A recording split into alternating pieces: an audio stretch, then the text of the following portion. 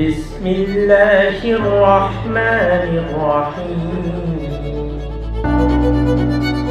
Group থেকে আপনারা কি কি সাপোর্ট পাবেন, গ্রুপের মাধ্যমে কেন আপনারা ইনভেস্টমেন্ট করবেন, এই বিষয়গুলো নিয়ে আজকে আমরা মূলত আলোচনা এখানে করা হবে।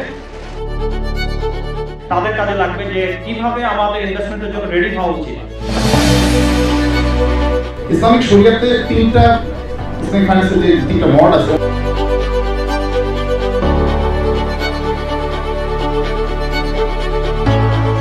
আমি হলো কিভাবে লিগ্যাল ভাবে এই ইনভেস্টমেন্টটাকে এস্টাবলিশ করা যায়।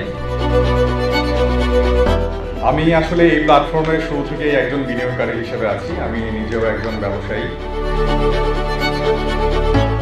সবাই খুব গ্রোথ করে, কিন্তু গ্রোথের আসল এসেন্সটা কি এটা আমরা অনেকেই বুঝি না। বিশেষ করে আমি কয়েকটা কোম্পানিকে ইনভেস্ট করেছি। সবার ব্যাগের ভিতরে বাসায় যে দেখবেন যে একটা সুন্দর পেন্সিল বক্স আছে, যেটা কাগজ দিয়ে বানানো, ইকো ফ্রেন্ডলি।